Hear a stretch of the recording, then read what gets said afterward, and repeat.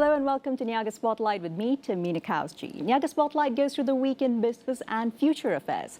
Market watch, industries, analysis and insights. We've got you covered right here on Niaga Spotlight.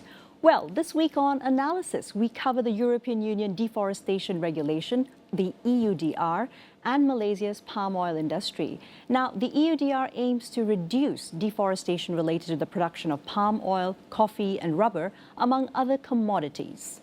It comes into force on December the 30th, 2024, which means it's timely to prepare Malaysia and impacted smallholders for Europe's new import terms. Now, in fact, 40% of Malaysia's palm oil output is produced by smallholders, which are either independent or organized.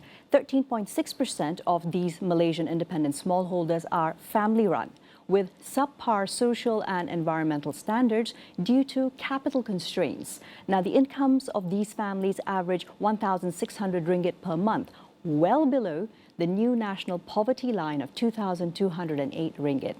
Perennial challenges include land tenure, limited capital, and lack of market access. Well, how can Malaysia ensure vulnerable producers in our European supply chains, particularly these 300,000 palm oil smallholders, so they become beneficiaries of the EUDR? Dr. Serina Rahman, lecturer with the Southeast Asian Studies Department at the National University of Singapore, NUS, joins us online to shed further light on this. Thank you for making time for us, Serina. How are you this morning? I'm good, thanks. Good morning. Serina, let's go into what does the proposed EUDR framework aim to achieve when it comes into force by December 2024 or 30th June 2025 for micro and small businesses? Actually, from what I understand, it's actually a regulation for the EU.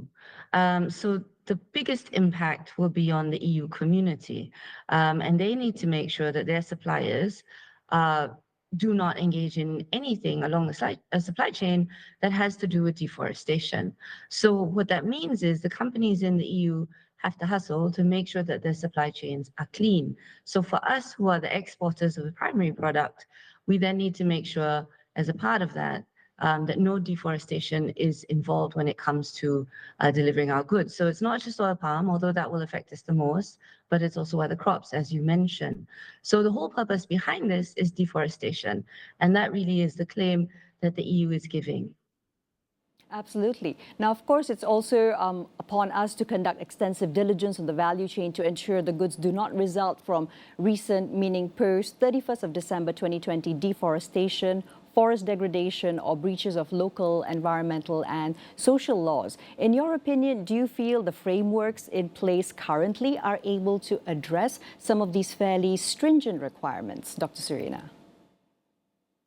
Yes, so that's the thing, right? So we have the RSPO, we have the MSPO, and within that, we also have the NDPE, which takes into account FPIC, which is free and prior informed consent. So there's a whole lot of other certification levels, accreditation that is going on, even without the EUDR. And within that, there are already conditions of forest preservation, maintaining high conservation value forests, making sure that there's no damage to surrounding forests, etc. So there's all of that. But the EU wants something which is more strict. But at the same time, what it's doing is specifically defining primary and natural forests. For example, we don't have this kind of definition in RSPO regulations. It's defining land conversion to agricultural use, whereas under RSPO and MSPO, it doesn't specify what the land conversion is for. What it doesn't take into consideration is whether there is deforestation or damage caused on other forms of land. So peat swamps, savannas, any other kind of land, which is clearly also important. And so the definition of what is a forest is where we can start to question, does this really serve the purpose of preventing damage to the environment? Or is it, as the accusations are, another form of protectionism?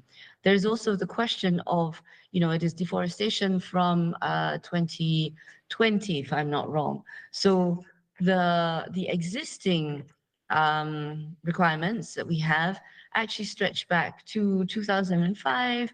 And so that, in some sense, is actually more strict than the 2020 requirement. So some environmental NGOs are actually saying that, it will greenwash forested areas that the deforestation that happened before 2020. And then in Malaysia specifically, a lot of our oil palm actually comes from areas that were already used for agriculture. So they were deforested, decades ago. So then what is this for? So I think it is, when it comes to the nitty-gritty, if the purpose really is for deforestation, then there are those questions. When it comes to whether Malaysia's oil palm qualifies for this, then of course, the MSPO has said that our deforestation criteria is stringent. 96% of the palm oil production in Malaysia runs under MSPO requirements. And MSPO requirements have also sort of become more stringent recently. If you look at the state of Sabah, which produces quite a lot of palm oil for the world, the requirement for the whole of Sabah really is RSPO through the RSPO certification through the jurisdictional approach. So as it is, Malaysia is doing a lot. And this is just another layer of complications, of costs, which add on to the difficulty of exporting to the EU. Absolutely. Thank you very much for clarifying all of that, Dr. Serina. Now, moving on to the next area. Now, would you say that Malaysia is a low, medium, or high-risk country when it comes to the palm oil commodity sector in the country? And ideally speaking, what would a national risk assessment likely recommend? And what would be priority areas for mitigation efforts? Because as you did mention, Malaysia is already doing so much, but at the same time, we do need to comply to this upcoming requirement from EUDR. Yeah, so of course, the conditions for that risk assessment, the criteria are not entirely transparent, or perhaps because this is early days yet, they've not actually specified how they're going to classify the countries. So the assumption is that, of course, Malaysia and Indonesia will be classified as high risk simply because, these two countries produced 80% of the world's palm oil exports, right? There are many things that are imported into the EU. So it's not just palm oil in its purest form. There's also palm oil cake. There's also refined palm oil, and there's also the kernels, which is like the fruit. So for every level of this, there needs to be certification. Whether we become high risk or low risk, I think is the obsession now. But, Malaysia has sent an envoy to ask what are the criteria and to demonstrate that we have taken all the precautions that we possibly can, and that we are working to improve the situation.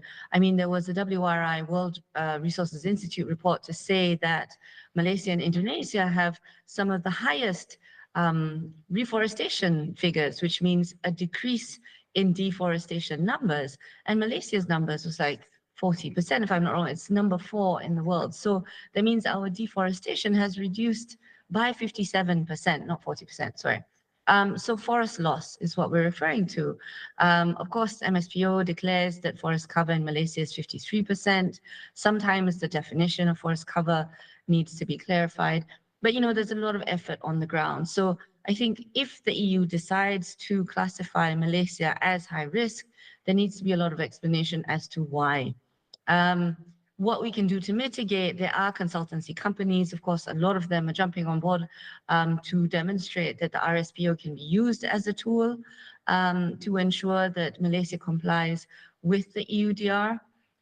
So that is already in process, given the requirements for FPIC, the requirements for deforestation that already exist. I think some of the things that need to be improved is communication and information passing along the supply chain. Being able to geotag the sources of the oil palm might be a struggle for areas in rural Sarawak or Sabah where there's no phone line. How are we going to get an internet connection to do this? I think the biggest problem that these regulations result in is the exclusion of smallholders. Many people have spoken about that because there's no way they would be able to meet the costs already. The cost of RSPO certification is incredibly high. Having said all that, however, given that Malaysia is working to meet the EUDR requirements, we need to say that the EU market for Malaysia is only 13.6% at one point. This is 2020 figures. So Malaysia exports to India and China, and this is the biggest market. It is half of the export market. So if you look at the top 10 countries that Malaysia exports to, you have India, China at the top, you have the EU as third, and then you have the next 7 countries, which actually make up more than 35% of the exports. Dr. So Serina, thank you the so EU much market is for actually sharing rather your small. insights in so far. And absolutely, I think you make such great points there, particularly about the fact that smallholders ought not to be left out. That was Dr. Serina Rahman, lecturer, Southeast Asian Studies Department of the National University of Singapore, NUS. We take a quick break now. Don't go anywhere. We'll be right back with Niaga Spotlight.